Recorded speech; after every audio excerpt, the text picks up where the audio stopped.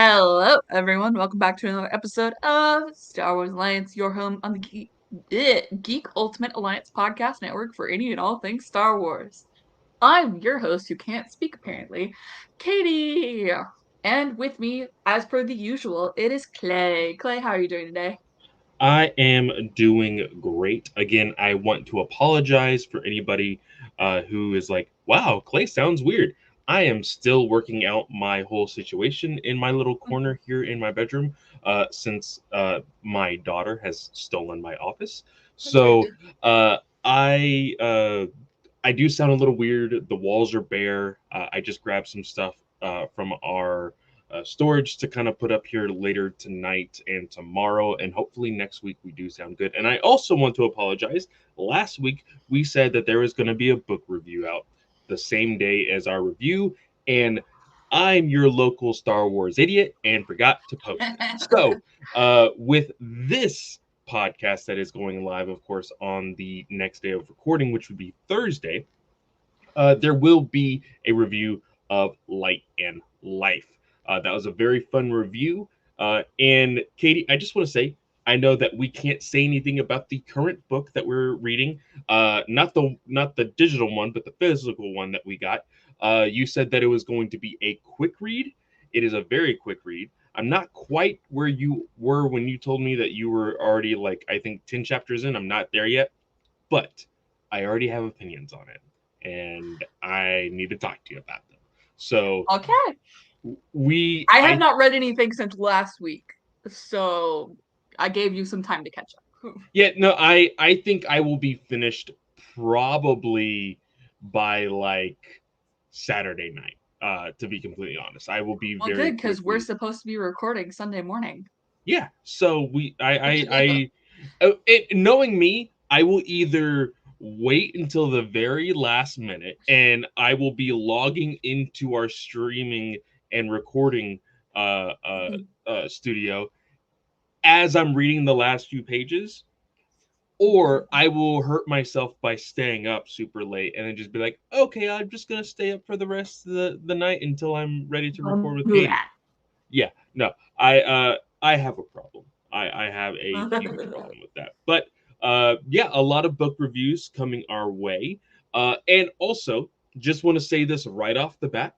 Congratulations to all of the WGA writers Yes. for getting a substantial deal.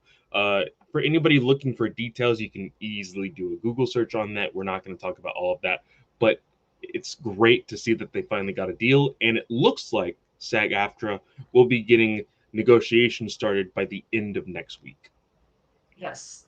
Now I am curious. Do you think with the contracts coming, does this mean Skeleton Crew is going to be premiering by the end of the year? I think they will keep it on regular schedule Because it did because come if off like the PR list thing. okay, so here's the thing: negotiations with the WGA, like here at the tail end of things, took a week and a half, right? Yeah. So if SAG-AFTRA is anything like that, I think that they will throw Skeleton Crew right up there, so that way they can get the press for it. But it's also a bunch of kids. Like Jude Law, yes, but like to have a bunch of kids premiere like previewing, and I know they typically do, but also like with Percy Jackson premiering in December, you're gonna have two like kid shows running at the same time. Yes, but I mean that's the big thing at Netflix. Stranger Things, like that was the Yeah. big thing. It was that these group of kids had this phenomenal show on Netflix. Like that's what these other networks want. They want something Yeah. like that's why Skeleton Crew was uh uh it was given to us as a description of Stranger Things in the Star Wars universe. Yeah, for sure. Yeah. It'll be interesting to see. Obviously we will keep y'all up to date with any and everything that comes to fruition. But for now, I'm gonna hit the podcast paperwork side of things. Uh like I said, Star Wars Alliance, part of the Geek Ultimate Alliance Podcast Network. Oh my gosh. Uh, 8 shows, no, 7 shows, 7 days a week. Sometimes we have a new schedule for you guys. It is in the description box below, for you to go check that out. With Marvel going to Saturdays, uh, walk through the multiverse is going to be Tuesdays, right? I believe Tuesdays.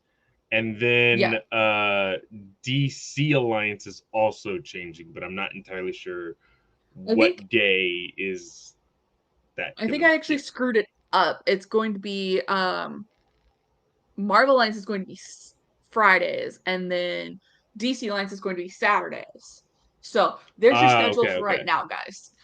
Because with Loki coming out, obviously they want to be able to hit it and everything. So just keep that in mind for if you're tuning into all of the shows. Obviously, Brent and Chris always do a great review. We all do great reviews, guys. Just throwing that out there. So make sure you stay tuned. But yeah, we have ads. We have a Patreon. The call-in show is this Friday, so make sure you come for that party on Friday. And we're gonna be talking spoilers for Ahsoka episode 5. So yeah, we're gonna dive on into things. We have a little bit of news, and then like some theories for the Ahsoka show. So we're gonna get into it. Andrew is in the chat. He says, "Hey guys, hello Andrew, welcome, Hello, welcome hello. to the party." Okay, so the very first thing we're gonna talk about, just to kind of, we talked about this a little bit last week, but the I guess the promo for a comic. What is that called, Clay? The The preview pages, the uh that's basically what it is, just preview pages. It's usually the first 4 pages of the said issue is usually out there. okay. That's what they call it, just the preview pages. I don't know if it's this is the preview pages then, but I guess it's like the summary. Just Um, the yeah, it's a they call it preview pages, but it's just the synopsis of what the yeah, issue will be about, and then of course talk kind of teasing what the rest of the arc or series is about. Yeah. yeah. So the thing that I'm hinting on here is Andrew, we got a super chat. Thank Awesome. you, Thank you so sir. much, Andrew. So in Revelations, the end of the summary, we talked about like all of the different writers being involved, all of the different current runs, but it also the summary also says, in addition, the one shot will lay the groundwork for exciting all new comic series that have yet to be announced.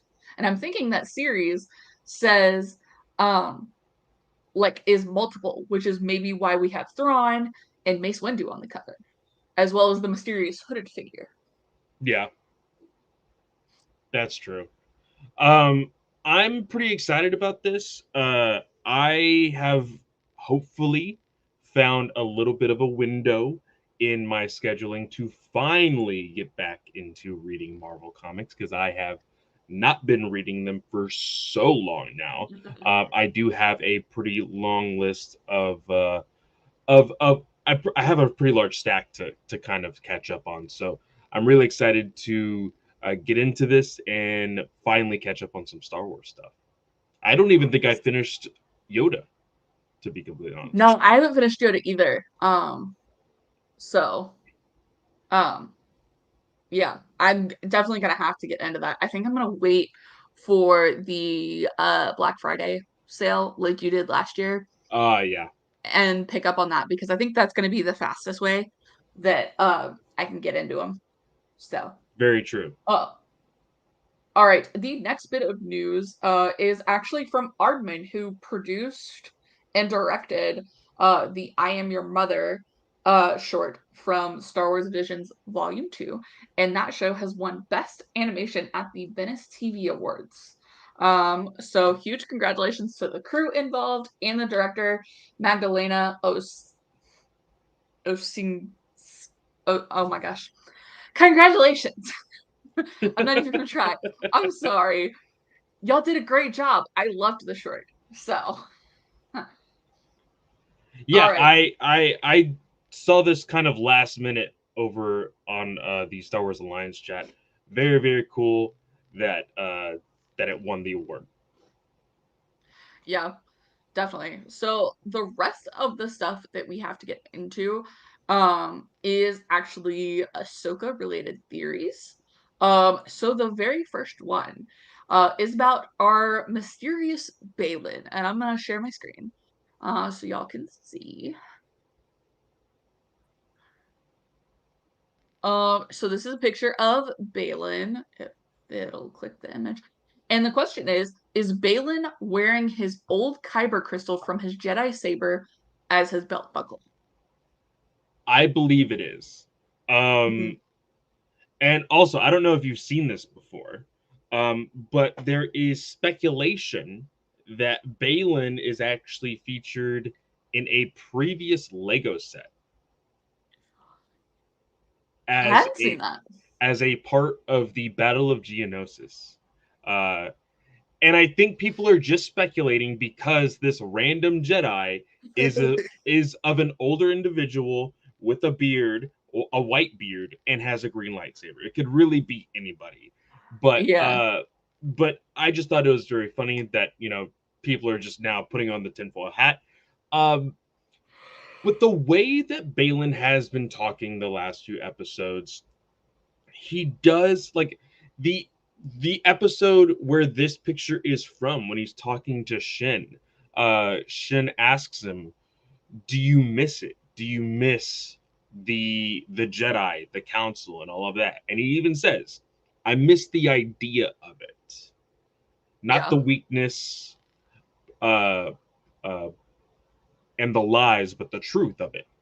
Uh, I think for him, he is still grasping onto something that he once had with the Jedi and the Jedi Council. And that's why he's seeking this thing, whatever it is, which I do have opinions on I have opinions because too. of how this episode ended. But I keep going, keep going. Yes, I have opinions as well. Um um okay, so the next one is this side by side image because we've seen Balin's wristband and it's got some Auberish on it. But somebody has translated said Auberish, and it is Luke, Leia, Han, Chewie, R2D2, C3PO, and Ben. Think this has anything to do with the show whatsoever. I think this is a fun Easter egg, and Star Wars fans are just blowing it out of proportion. What do you think? I think so too. Now, if you want to string along with the idea of another theory, which I don't think I've shared in the Star Wars Alliance chat, I was kind of going down the rabbit hole on some things. And uh, in the Knights of the Old Republic 2, in the second uh, video game, there was a villain whose ultimate goal, sorry, spoilers for almost a 20-year-old game, people. Uh, there was a villain in that game that she wasn't necessarily a Sith, but she at one point was a part of the Sith. It's a very, I would have to go back and play the game to be completely honest, but I remember that her ultimate goal in that game was to destroy the Force. It's a wacky idea because the idea is that the Force lives in all things. If you want to go down that rabbit hole for Balin, whatever he is seeking helps destroy the Force. We kind of know of those things, you know, High Republic and all, just kind of throwing that out there also. Um, but if he found something like that, aka the Nameless, wouldn't it be important to keep an eye out on people who are force sensitive and those that they hang around? Because Yeah. because Chewie is on that list. Well, Chewie, by the code that he, the what is it called, uh, Life debt. the life debt, it extends to his entire family, including Ben. So Balin would have to then keep an eye out on Chewie if he's going to go after Ben. So that's why Chewie's name is on there. C3PO, or is it R2D2 who's on that list? Both of them. Okay, well, they both are alongside Luke and Leia, so they would keep. He would want to keep tabs on them as well. It's I think that's it's too far again out there tinfoil hat, but I can see where people are connecting dots. because like Luke and Leia's relationship was also okay. I may be getting this wrong, so don't quote me on this, but I believe Luke and Leia's relationship as brother and sister were kept hidden primarily by a lot of people. Um, if it wasn't that, then the relationship to Darth Vader was definitely hidden because that's what Bloodline is Yes. is Leia's relationship with Darth Vader is revealed to the Senate, and she has to deal with the repercussions and everything. Mm-hmm. So I don't know how they would get like, especially because Ben is so young right now. Like Ben is like 3 years old max. Mm-hmm. So you don't there's and they kept him off of like public um hollow nets and everything. So I don't know why they would put Ben on the list unless they're like, oh yeah, maybe. But Leia's force sensitivity was absolutely kept secret. Because she didn't want it revealed and she didn't want that connection put out and like theories made about could be That who she is could be true, related to. especially if we are going, of course, by the books, which are also canon. Looking at Princess and the Scoundrel, she was repulsed by the idea. And this is relatively how many years after the This would be 2 to 3 years after that. yeah.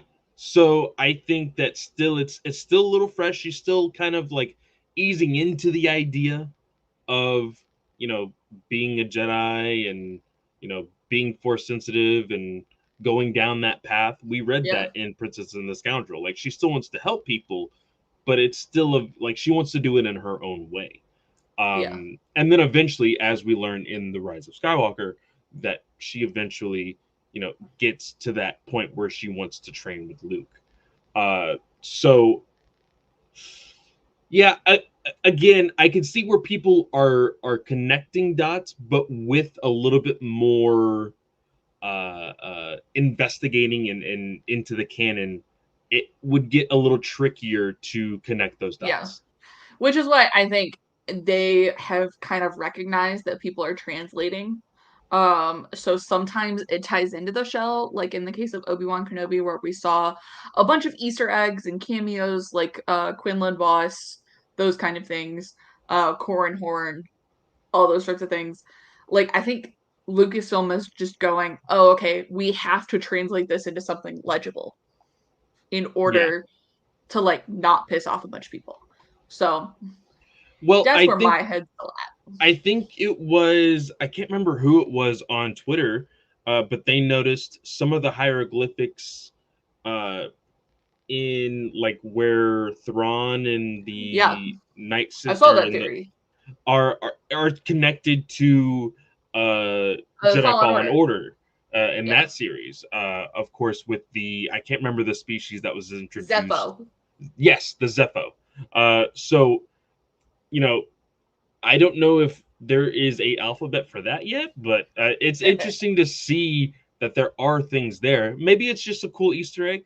We don't know until the rest of this, which I didn't realize until the end of this episode this week. Next week is the finale already. And we don't have near enough answers to what's going on. Yeah, and that's what we're going We'll to talk get to about that. today. We'll get to that. Okay, so I did forget a piece of news. And this is from Dave Filoni himself talking about Lars Mikkelsen. And I just wanted to laugh about this. Um, Keeping Lars Mikkelsen as Thrawn for Ahsoka was due to it being too big of a challenge to replace such an iconic voice.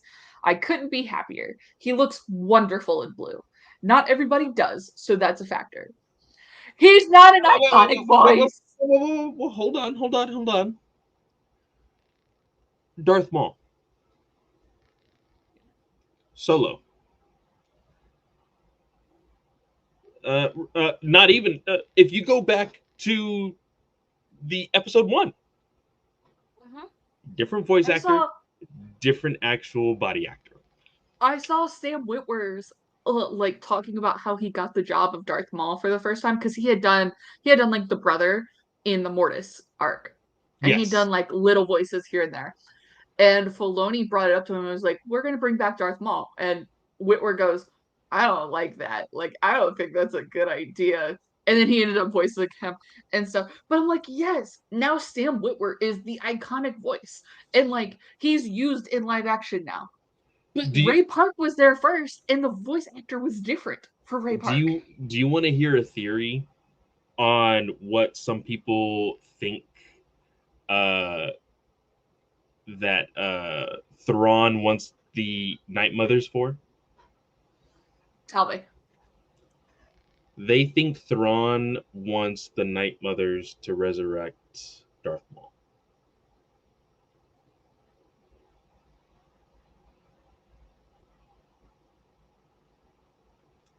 Why would Thrawn know about Darth Maul?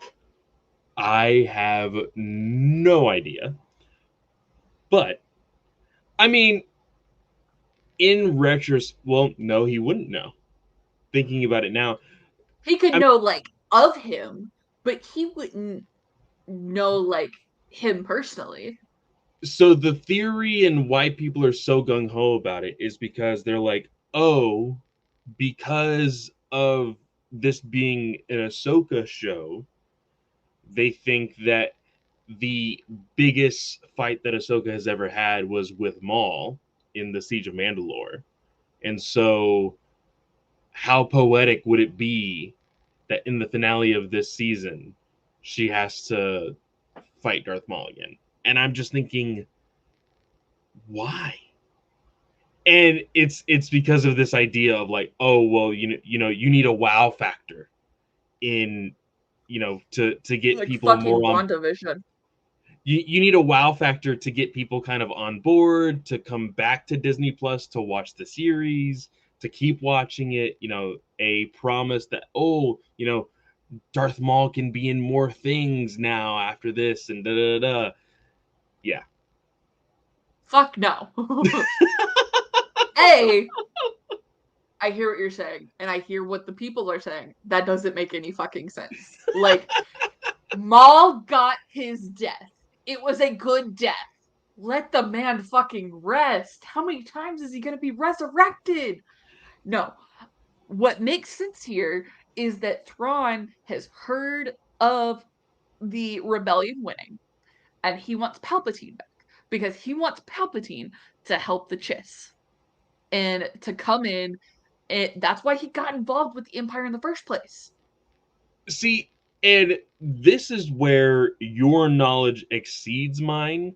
You have been so dead set on the Chiss being a huge plot point in this season of Ahsoka, I have, I have, and I've and been dead I wrong. and I don't see it happening. I just don't see it because there hasn't really been anything that shows it. Um, even they still haven't really answered like how the mercenaries got onto that planet or anything. There's just mercenaries there. It's very confusing.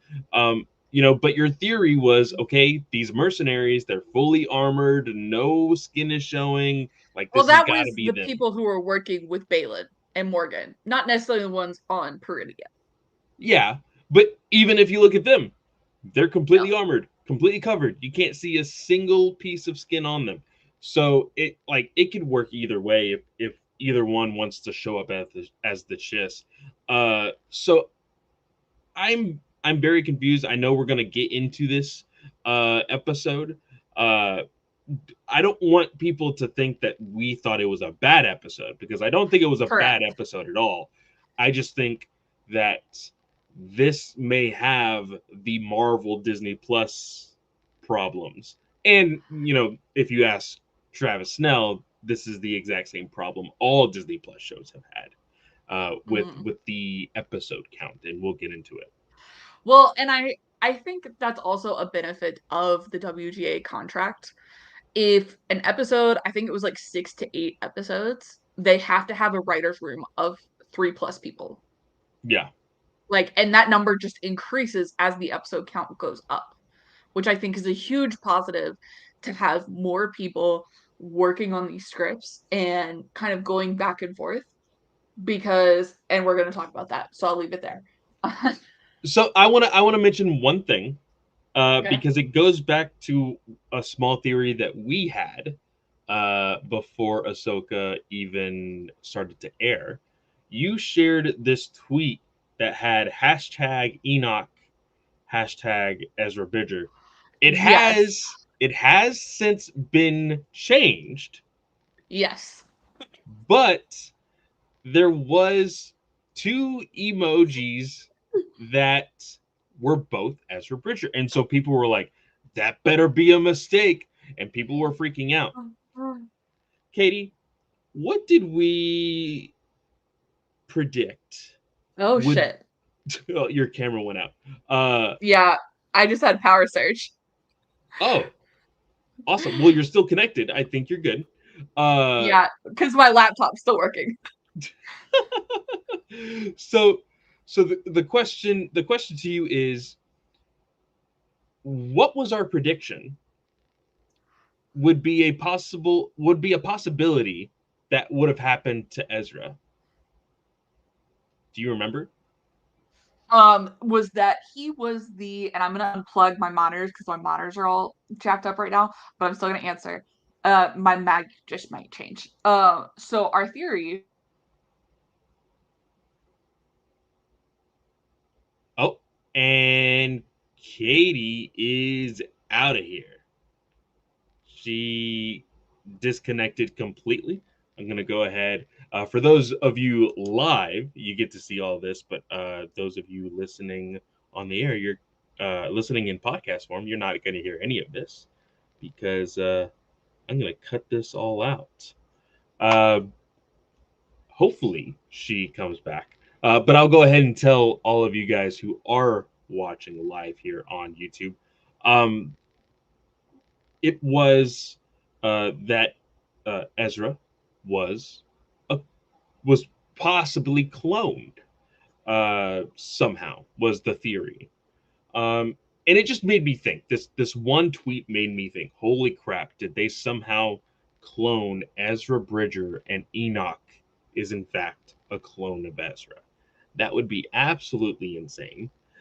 Don't know if that is a possibility whatsoever, but it is something fun to think about.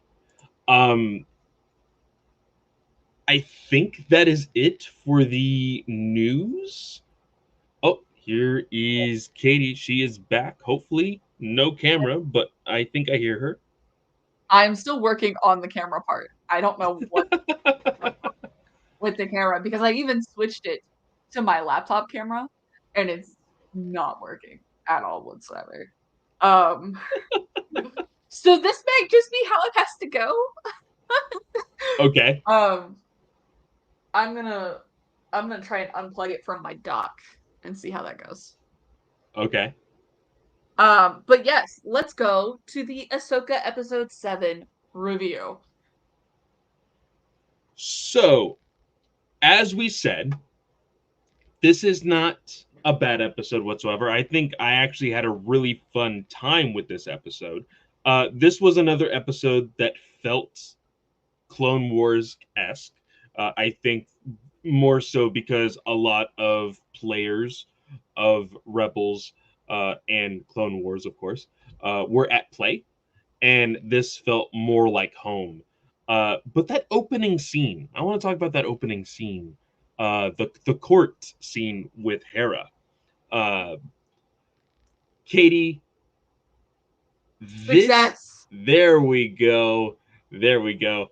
Uh, Katie, this damn Senator, whatever, what is he? Giono? Yeah, Is it Giono? Ziono or whatever his name is. I need What is his name? Hera to punch the shit out of that punchable face of his. I do not like this guy. Again, I need to quite possibly see a couple episodes of the Resistance. Resistance, which was a Disney XD show. I'm pretty sure. Um, to know if this guy is as rude as he is in this show, because my God. And I think just by what happened in this scene, I think this truly is a replacement for what's his name in the Legends novel? Borsk Phalia. Yes, Phalia. I think this is a Phalia uh, replacement, if you will, in canon. Yeah, I am completely on the same page. I think for me, 100% replacement. Um, I, I don't think you're going to be as pleased with Resistance, like trying to figure out this character, because I think he's only in 1 or 2 episodes, max. I mean, okay, so if this is literally the only like context that I have of him, yeah, he's an asshole. Like I it's don't a done deal. I don't think we've seen the last of him though. I think he's going to be sticking around a lot um over the upcoming shows because I mean we get in this scene we get told like where we're at in the timeline. So this episode and maybe even the past couple have been after the end of Mandalorian season 3. Yeah, because Um I forgot his name, but he mentions, oh, what about what happened on Teva. Man? Yeah, what about what Yeah. happened on Mandalore? He's like, oh, that's a special case, blah blah blah. Yeah. Very very interesting. How did you feel about the use of C3PO, Senator Leia Organa, and how her and Hera kind of manipulated the things in their favor. How'd you feel about that? This is what Leia does. I don't know what any of y'all were expecting, but I totally was like, oh yeah. Like, especially with when the name was brought up, in like episode 5, um, I was like, okay, she's getting involved. 100% getting involved. And I like this because you can headcanon the fact that, like, okay, they've worked with Leia before, if you remember Mm, those episodes in Rebels. yes. So she owes them some favors. Um, and this could easily be one of those favors. Uh, I really like C3PO being in here, kind of being like, oh, just a droid, like, excuse you, sir. And Um, Chopper in the background going like, oh yeah, boo. like, are you freaking kidding me? Like, you got something against droids? Like, Chopper was about to throw some hands. Um, but yeah, I thought this scene was very very well written. I really liked the scenery of it, the seriousness of it, because there are still doubts. There are still doubts about Thrawn, clearly. um but then we see, oh shoot, I'm forgetting all the names. uh Chancellor Mon Mothma. Mon Mothma, talk to Hera, and she's like, "Okay, lay it to me straight.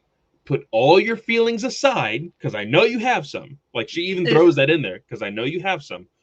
Throw them aside. How serious is this? And Yeah. Hera says, "We need to prepare for the worst and hope for the best." Um, So Matt Matt said that that was a terrible answer and that that wasn't even really an answer at all. And I argued with him because I was like, well, like obviously they have the full report. Like we're not going to get into any details of the report because we as the viewer have seen the report. Like we saw it. Um so like they're not going to dive into that, and that is what I think. So that is I think Hera's best answer. But she wasn't able to put her feelings aside in that moment. Like it's her, I pulled everything out I possibly could. Well, not only that, I think as two individuals that were in the thick of it during the rebellion, they have always had to hope for the best and prepare for the worst. And I think in a very subtle way, that is like, hey, we've been through this before, and things haven't like things are about to go back to the way they were. Basically, is kind Yeah. of her wording of it with Well, that and I mean phrase. we've even got Akbar on the tribunal board, and we don't hear anything from Akbar, but I'm fairly certain that's Akbar, because who else would be on there? But True. like Yeah. he in Legends, Akbar knows Thrawn like intimately and was like working with him a lot because he was part of the slavery program. He worked with Tarkin and everything. So he was intimately familiar with the Imperial military leadership. So I'm like, okay, we could have had something in here where Akbar goes, Thrawn is a very real threat if he can possibly come back. Like, Yeah. and so that was there. Ultimately I'm glad we got to see Hera.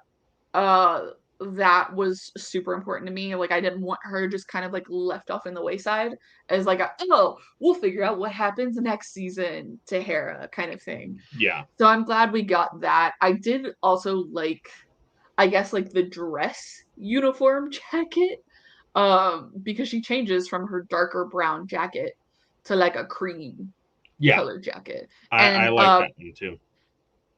Tiva's in the same jacket. So I'm assuming that's like military issue. But I liked that. Yeah, I like the costume design as well. From there, we move to I think everything that is going on this other planet. It's Uh, yeah, it's like what happens next is basically like to cut like the plot synopsis short, Ahsoka manages to get to Sabine and Ezra, and Thrawn tries to get in her way, like in bits and pieces the entire time, but ends up like at the end, the cargo for the ship is mostly loaded, and Ahsoka, he basically says it. Ahsoka has ran out of time to keep us from leaving the galaxy. I want to when Ahsoka finally gets to the planet before she gets to the planet actually. Thrawn finds out who her master And is. he like takes this big pause and was like, He stops dead in his tracks. And yes, later on in the conversation, he tells Morgan if she is anything like her master, she is unpredictable and dangerous. yeah, I love that. I love that Thrawn is so scared of Ahsoka because of his known history with Anakin. yeah. I think that is cool. And I can't remember in alliances because a lot of people were like, well, he knows who her master is, like from alliances. Like Anakin talked to her. I don't remember alliances that well. But I just have to say, if Anakin in fact did say, "Oh yeah, my Padawan who left me is Ahsoka Tano," and like I really miss her because that's where alliances takes place is between season 5 of Clone Wars and season 7. Hmm. So Anakin the whole time is like kind of depressed because Ahsoka left, but it's also like why is he gonna bring Ahsoka up to this random person? Like, Yeah. he's there to find his wife. Like, Padme went to Batu and went missing. That's why he's there. He's not there to deal with depression. So, but even if he did mention it, that was 40 years ago. Yeah. So he like I don't blame like I I still think even though Thrawn's like this badass villain who like knows everything, he's gonna forget some stuff, guys. Yeah. Like For sure. Uh, but when uh, I think that it's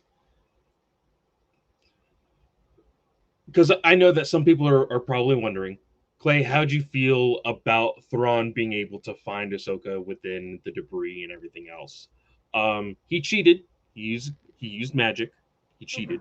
yes, he Uh, did not use Thrawn powers to go, yeah, he okay, didn't. we're He in this didn't use. giant circle around the planet is That is Ahsoka. exactly right. He didn't use Thrawn powers.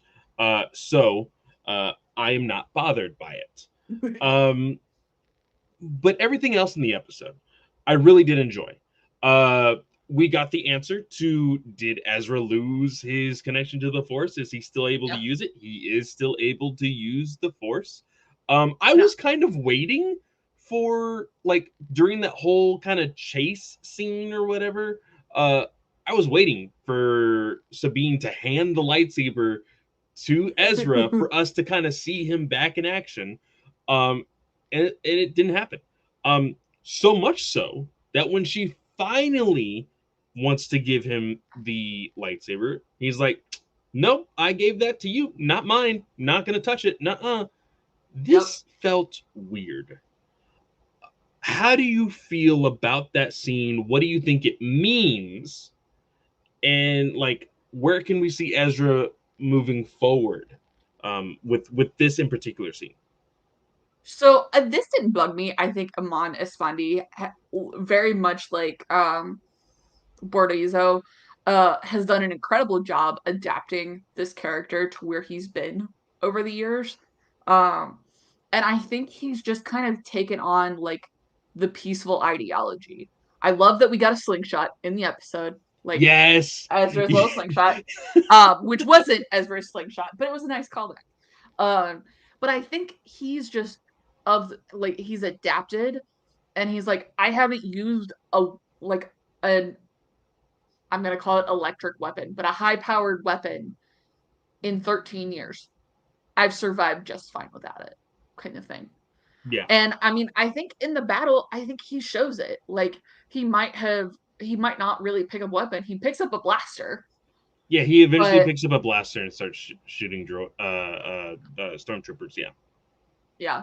But I think he kind of realizes that okay, the crystal's not calling to him. The kyber crystal's not calling to him as it once was. And so that's completely Sabine's weapon, and he wants her to be comfortable with that. I think that's his main goal. And that he can do just fine with other techniques, kind of thing. Is he going to take Balin's crystal? That would be interesting. Or Shen's. I think either one of them is an option. Because he could choose to do what Ahsoka did and purify the crystal so But that Balin he can has use an it. extra green crystal.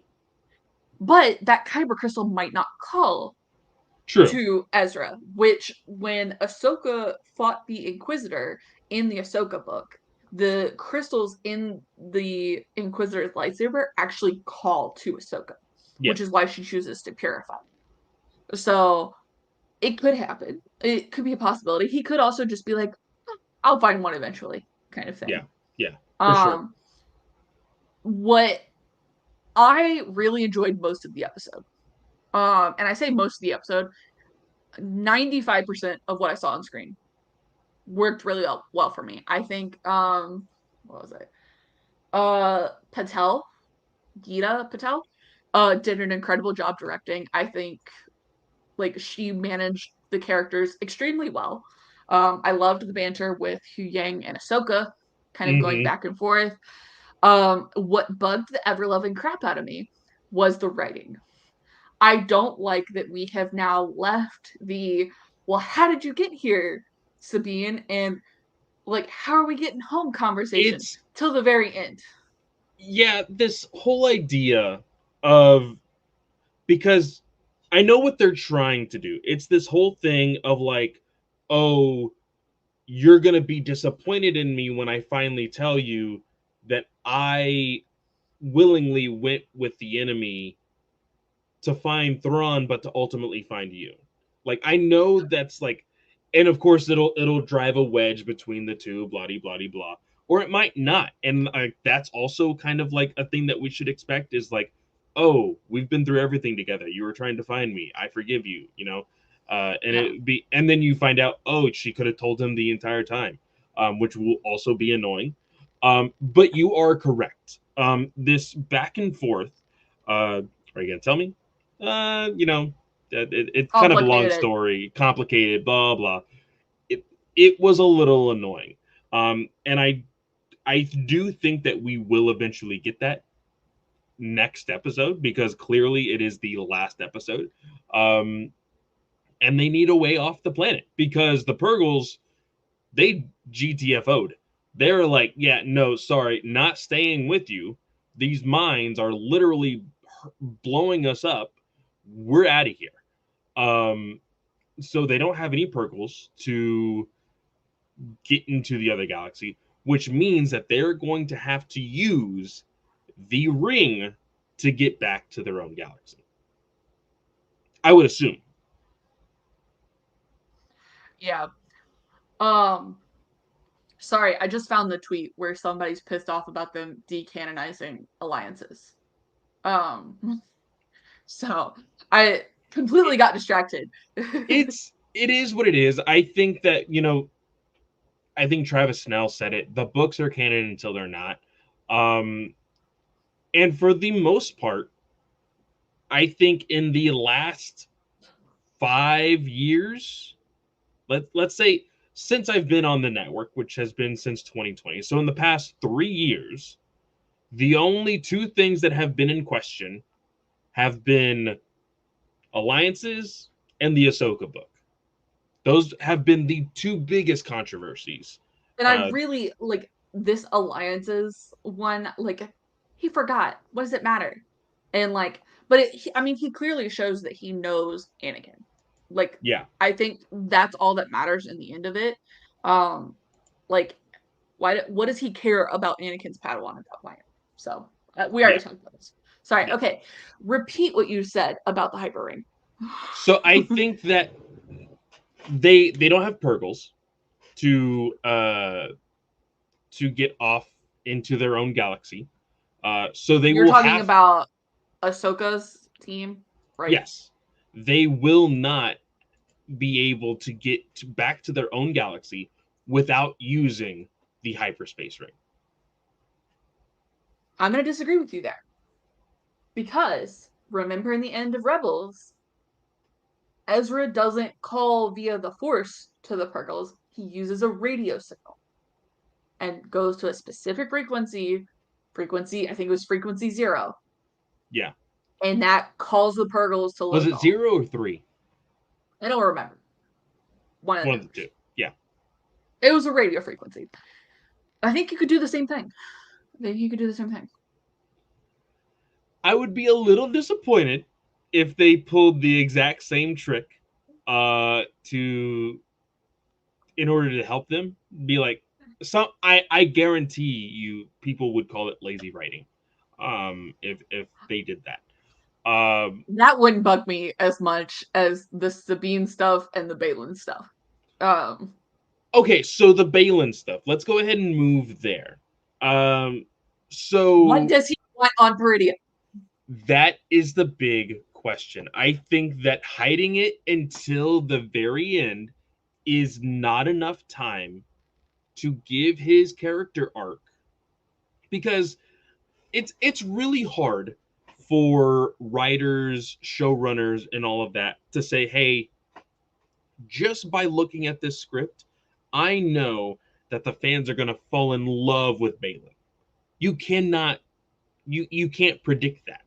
Yeah. I think that just with the performance that he has given and Some people might call me out for this, or say this is hearsay or whatever. But I also think what is also contributing to it is his death. People have all eyes on this show because of it. So I think that when you're doing a show like this, especially when you're giving him such a heavy storyline of like, hey, there's this mysterious thing that's going to help me put an end to everything. Uh, you can't just be like, oh, we're gonna keep it a secret until the last moment. Yeah. Like it's just not enough time. And so they have been pretty good about, or like scoopers, I guess, have been pretty good about sharing like the runtime for the next Ahsoka episode before we get like this week's episode. Mm-hmm. We don't know the runtime for next week's episode at all Nope. whatsoever. So it's gonna be interesting to see how they tie up Thrawn, what's in the cargo that the mothers want to transport to the other galaxy. Again, I think we all are in agreement that we think it's Night Sisters, that they want to resurrect. But we don't know. What does Balin want on Peridea? How does Shin play into all of this? Because Shin gets left behind to handle Ezra and Sabine. Yeah. Um, which Balin gave Shin some advice. Basically, like, hey, if you're eager to be in power, you're going to fail. Like, patience is key, basically, is what he told Shin. And Yep. Shin did not listen to a goddamn word he said. She went guns blazing, lightsaber lit. Um, and it's I'm so because he told her, oh, your path is different from mine, or something along those lines. My problem with this episode was he is so dead set on his mission. He does not need to fight Ahsoka. Yep. He did not need that confrontation whatsoever. Now, Yeah, granted, I don't I get don't it. think I don't think Ahsoka would just let him leave, you know. Mm, Uh, but he was on the Howler. He could have easily yep. just ran away. Like No. that's as simple as That's that. what Ahsoka does. That's what Yeah, Ahsoka does. Ahsoka essentially like distracts him enough with the help of Yuang, and she runs away on the Howler. Uh, but Balin stopping to fight Ahsoka just felt weird. It felt like it honestly just felt like, hey, we need a really cool fight scene between the we need round two for these two Yeah. individuals. Um, which And Ahsoka does feel more Clone Wars esque in this fight, especially with she what she does at the end. yeah, her stance is a little different. She has completely different forms used. She's using both lightsabers. She's using both lightsabers, but even Balin uses a different form in in this fight as well. I noticed it immediately in his opening stance. Um, so it was a nice fight. I did like the choreography of it and everything else. It just felt weird being in this episode. I could have seen this rematch on the last episode when they are confronted with whatever he is searching for, you know. Yeah. Having it here just feels weird. If they are going to have a third rematch, like that will be even more like why are you doing this over and over and over again, you know. Yeah. And now Rick Famuyiwa is directing next week's episode, and I think he did a phenomenal job with the finale episodes for Mandalorian season 3. So I have complete faith in him as a director. I'm worried about the writing. um, like I genuinely do not know how much time they're going to give everything, and I feel like I say that a lot with the Disney Plus shows, but like I, especially in this one, like I think Obi-Wan Kenobi, I was like, oh yeah, I've got complete faith, like complete got it going on, kind of thing. Like I know where this is gonna end up. I don't know where this is gonna end up. Like, is season 2 going to be them calling for the Purgles, or Hera's gonna have to go find Ahsoka, Huyang, Ezra, and Sabine? Like, is this what it's gonna lead up to? Because we know that from Daniel RPK that season 2 was greenlit before the strike. Yeah. So how's that gonna play out?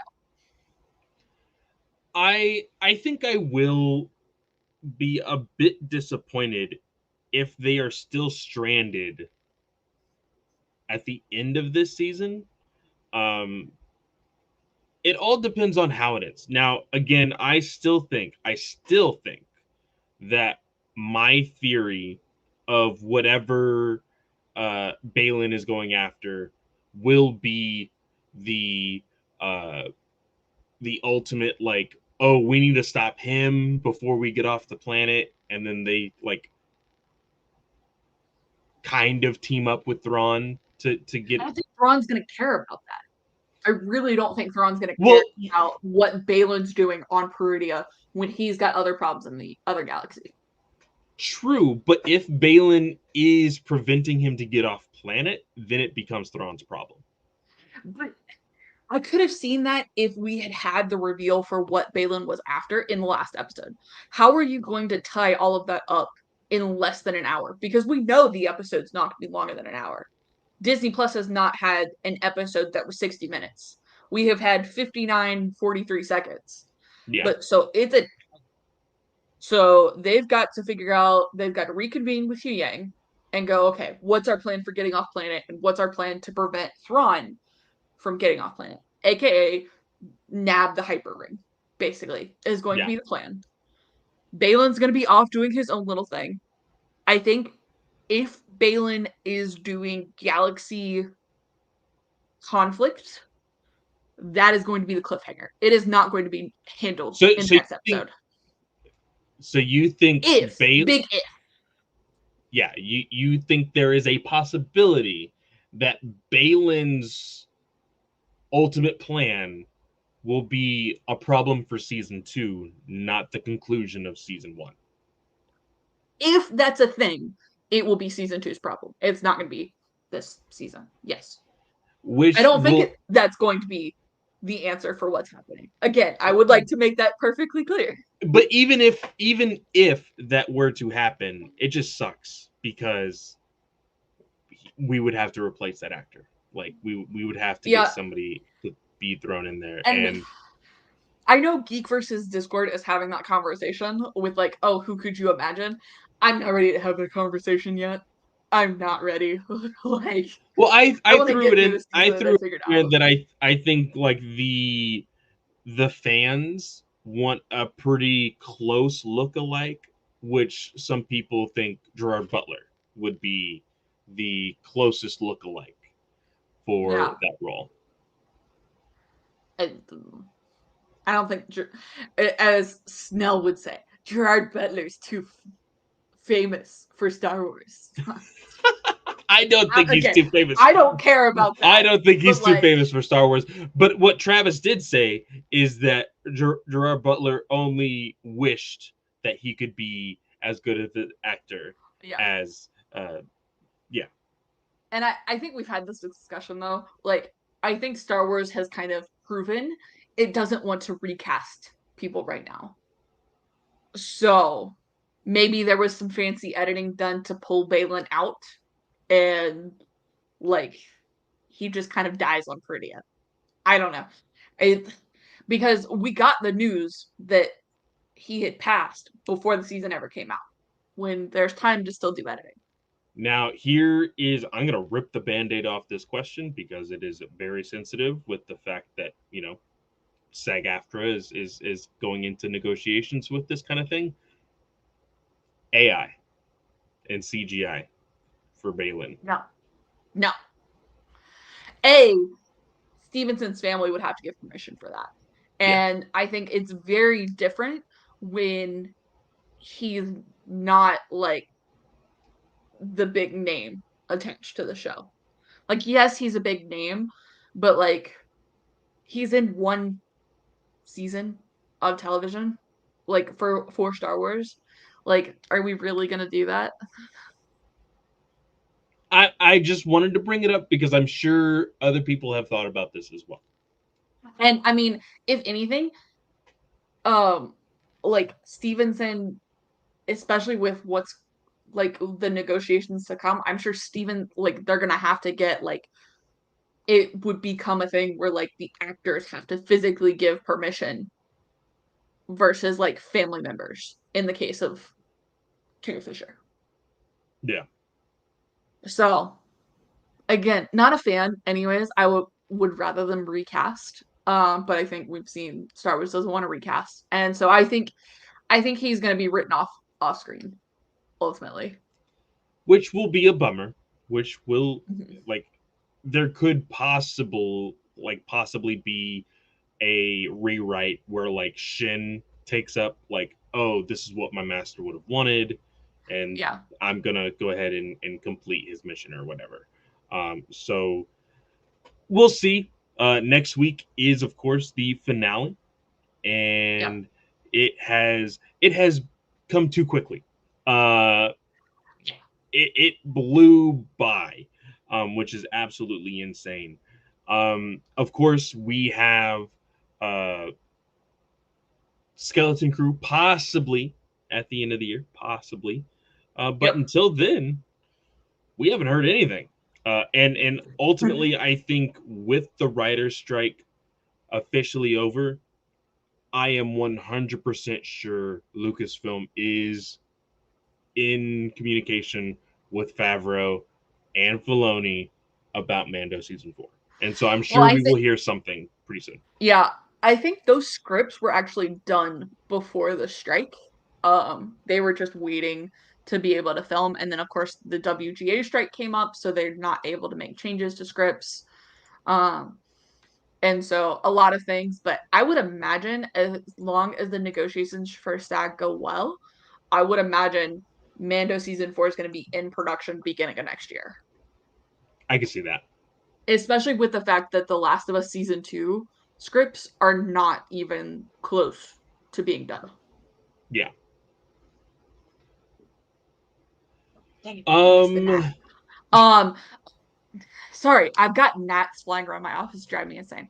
So there was a question in the Geekverse podcast chat about Ahsoka series spoilers.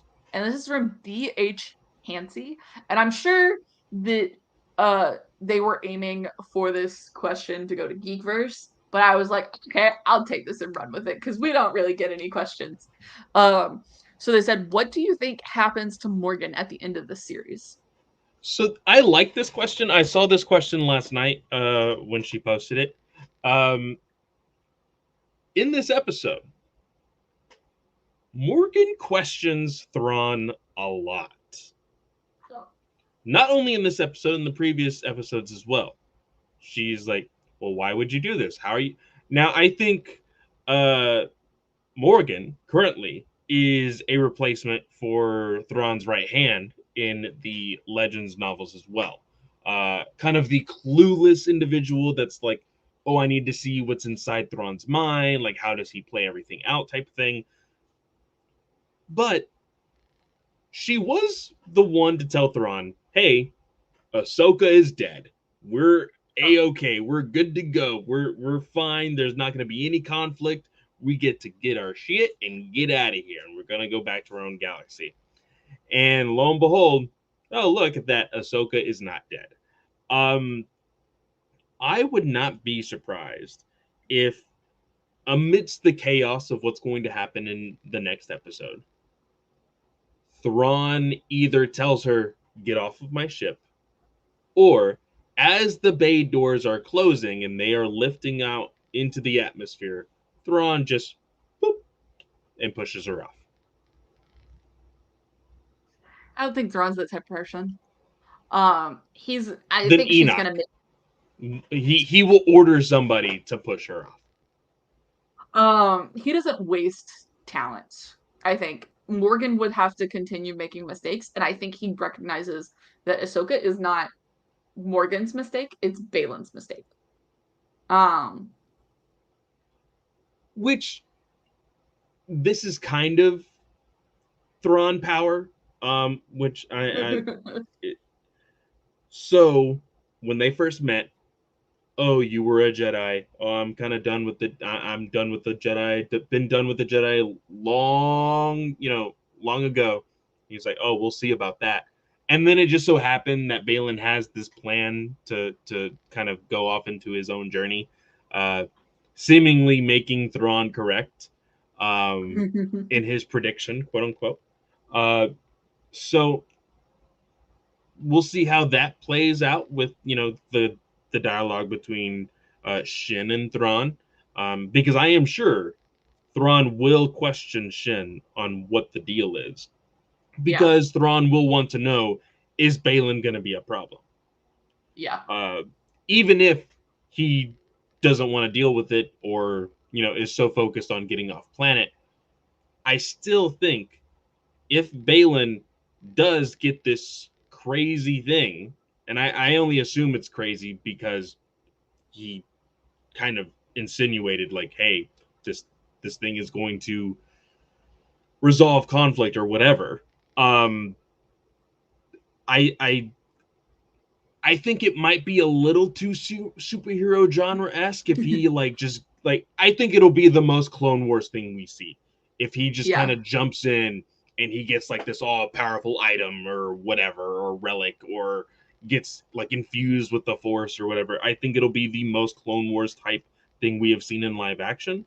Um, and I don't know how I feel about it. I think I would just I need to see it visually. I need to see how it's written, and I don't need it to be super rushed. And I'm afraid Yeah. that's what's going to happen in the next episode. For sure. I think. Um. Yeah. We'll see what happens. I'm like I'm so done theorizing. I just want to know what happens. Especially with my brain the way it is right now. Like I'm just like, please just like tell me what's going on. Um. Yeah. Uh. So I think that was it. Andrew did ask a question, and again, Andrew with the super chat said, "I just wanted to say I've been enjoying your show." Again, Andrew, thank you very much. We appreciate it. But he had a question and said, "Right now, how does Ahsoka rank compared to other live action Disney Plus Star Wars shows?" And Andrew, we will come back to that because the week after the Ahsoka premiere, that is our topic for the show. Is how does everything line up? Where we're at so far, 3 years of Disney Plus live action shows. So you can come back in 2 weeks for that answer, sir. I don't want to give anything away with how things are going. So, but Clay, I think this brings us to the end, right? We don't have anything else. Are we still doing our book club? Oh yeah, right. Yeah, Okay. so we Um, still have book club. yes, we do. All right, we're gonna transition over to the book club. All right. Looking at it now, our next story should be 20 and out. yes, 20 and out. This was one of my favorites stories. I think it may have even been one of my honorable mentions in our review. 20 and out is about a trooper that is working on the Death Star. One of the individuals that actually helps actually shoot the actual beam from the Death Star, and he comes up with this great retirement plan with all of his stormtrooper buddies, and he's like, "Man, like I am nearly retired, and then I'm gonna make my billions." And they're like, "How are you gonna do that?" And he's like, "Oh, it's the most brilliant plan ever. I'm so surprised nobody has thought about it, and I'm so glad that I have thought about it. I'm not sharing it with any of y'all." And they're like, "Ah, oh, come on, share it. Like we're all like so long from retiring, we won't even be able to invest in this. Like we like, come on, just tell us, just tell us." And he says, "Handrails. Handrails are the future of the galaxy. What is the number one killer of all stormtroopers?" One guy in the background is like, rebels. He's like, "Besides rebels." And they're like, I don't know. And he says, "Falling off ledges." And when you look at it, if you go back and watch from the prequels all the way through in every single trilogy, the enemy usually falls off a large cliff of some sort. Especially when you look at the original trilogy, you see the stormtroopers on high ledges. Luke and Leia are shooting them down. Like, these stormtroopers fall to their death all the time, which is why the Wilhelm scream like is so perfect for the Yep. franchise as a whole. Uh, and so they're like, oh, that makes total sense. And a lot of them are like, nah, like, you're crazy. This is never going to be a big thing. And essentially, when the Battle of Endor and, of course, the space fight that is in between the Death Star and Endor happen, uh, they're about to shoot the laser.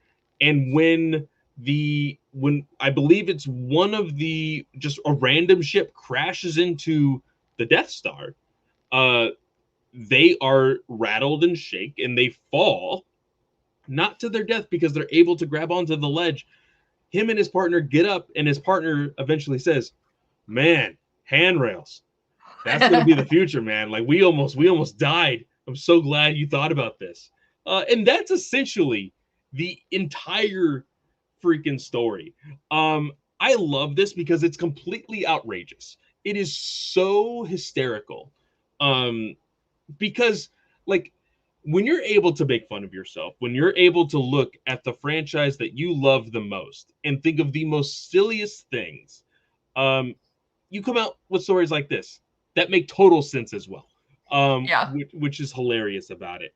And this is just great. I absolutely love this. Because just being able to be like, oh yeah, like, I see all of my coworkers just fall to their death all the time.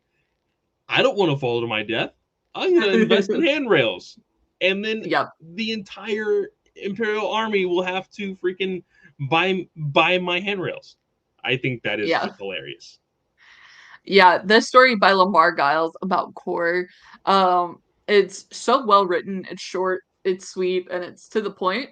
I really hated that the poor guy thinks he's gonna get to retire, but then dies on the Death Star in the same week. And the safety rails idea was super funny. Yeah. I love that. Um, the next story is The Ballad of Nanta by Sarah Kuhn, and it is about Nanta, of course. Um, this one was I don't remember this one a lot, but I This wrote is it was this is not my my favorite. this is my number one favorite of the entire book. Oh yeah. I said this was not my favorite, but I'm sad he died. Oh, because this is the one where in the Return of the Jedi, the Ewok is mourning over the other Ewok. Yes, like that one scene. If you can remember a death of an Ewok, we all remember that one scene where the Ewok is just randomly shot and the other Ewok goes up to him and like puts his forehead to his forehead, and Mm-hmm. there's like this solid moment of mourning. This is that Ewok. This is Nanta. He becomes this uh, this writer of stories. It's a made up. It's almost a made up title and position uh, within the tribes of Ewoks, because he feels a calling to something, and he doesn't know exactly what it is until the chief is like, oh well, you can be our storyteller, our ballad writer. And he finds this tree and he writes all of these ballads, and it's Right, just like yeah. random stories completely made up. Some of them have some half truths in there with everything that's going on Endor, but eventually when they are called to action with the rebels, uh, the this other warrior Ewok is like, you haven't fought a day in your life. He's like, nope, have not. I'm a storyteller, not a fighter. Sorry, just not in my blood. But they are partnering up and they go into battle. Uh, and there is this one moment where finally Nanta, like, his blood is pumping. He has all of this adrenaline, and he is at one point like, just like, he is on point for being a warrior. And even the other Ewok, the warrior Ewok, is like, you were doing great. Like, I have never seen another Ewok fight like you. This is awesome. Like, we're gonna make Yeah. it out. It's gonna, like, Just wait until we all like sing your praises, and it's gonna be great. Um, and Nanta does get shot by a random stormtrooper, and it's so sad because in these moments he is like thinking of all the stories, and he's thinking like, this is the end of my story. And he tells this other warrior Ewok, he's like, hey, like, somebody has to tell my story. You are now the teller of stories. Like, you're going to be the one to write the stories from now on. And so when the Battle of Endor is over, um this other Ewok goes to the tree, and he starts to continue the stories that are already on the tree. He doesn't add any other major details, just adding things that Nanta was involved in, onto Yep. that tree. And the song, the very happy song at the very end of the movie of Return of the Jedi, Yeah. is the ballad of Nanta, which I love. That I think that is really, really cool. Yeah. And again, I just think it was a little bit in the length. Sarah Kuhn wrote the Dr. Afra audio drama, and I enjoyed that one, but this one just didn't hit for me. The next one is entitled Then Fall, Sidious, and it is by Olivia Blake. I think that's how you pronounce it. And it is about Emperor Palpatine. And this one kind of goes with like a poetic structure almost. Very Um, Shakespearean. yeah, I was not huge into the structure, I really, at think all. that I was riding the hype of listening to it. I think that the performance that Yeah, Sam Witwer does on this particular story is awesome. But listening back to it this week, uh, it was not the greatest story in here. Um, I will still say great performance by Sam. I think he's a great voice actor, so it's great that he was able to portray Sidious in here. But yeah, not really my favorite at all. yeah. And I haven't listened to the last half of these books because I got distracted on other things. But um the next one is entitled Impact, and it is by Sean Williams. And I'm sorry, y'all. I haven't had a chance to reread these, like I said. But all I have for this one is again not huge into the structure of this one, but Joff is an interesting character. That's all I have. I do not remember this one. I am skimming through it to see if I can remember anything, uh, and I do not remember it. I This one is completely dead on me. I'm sorry, Sean Williams. We're terrible, but at least I had comments. What comments they are. The last one we're going to talk about today is entitled Trooper Trouble, and it is by Laura Paul, and it is about TK423. And again, all I wrote, haha, interesting, a little fun. I really like this one. This one was another one of my honorable mentions. I like this one because it kind of tells you the day in the life of a stormtrooper. Yeah. These are basically small little logs that he is putting into his like data entry or whatever, and some of them are very long. Some of them are literally like just two words. Some of them are like a sentence long. It's it's just very interesting to see how a stormtrooper spent their days and weeks and months uh, coming to the days of the final battle of Endor. Yeah. I don't remember much about it, but again, I called it a little fun. So, but that brings us to the end. Obviously, next week we're back here. Ahsoka series finale or season finale. Excuse me. So Clay, tell us where they can find you. Yes, of course, you can always find me at Fanboy Clay on any and all social media. I am trying to get a little bit more into Instagram. Abby wants me to because she's always like, go check out my stories, go like my picture. I tagged you and you didn't even look at it. So I need to use Instagram just a little bit more. So you can find me there. I am attempting to stream a little bit more. I haven't really been able to find some time here recently, and of course, moving everything and finding time to do all that is very hectic at the moment. Uh, but you can find me at fanboy clay 10 on Twitch as well. You can find me over at Ranger Alliance. It looks like me, Jake, and Joe will be on the next episode with the premiere of Cosmic Fury coming this week. So that'll be very, very fun. And if you would like to hear me talk about Batman and everything there is to know about Mhm. Batman in pop culture and everything else, I do have a YouTube channel and podcast called Batman News Weekly where you can check all of that stuff out. Yes. And y'all, you can find me on most social media platforms. It is at Slice of Katie. The show you can find on Twitter. It is at Star Wars Alliance without the A in the wars. Very important, don't forget it. Yeah. So go check out our Tales of Light and Life review. Get prepped for Eye of Darkness, which is coming November 14th. So yeah. Um, this brings us to the end. So I hope everyone has a great day or night, whatever time of day you are listening or watching, and we will see y'all next time. May the force be with you.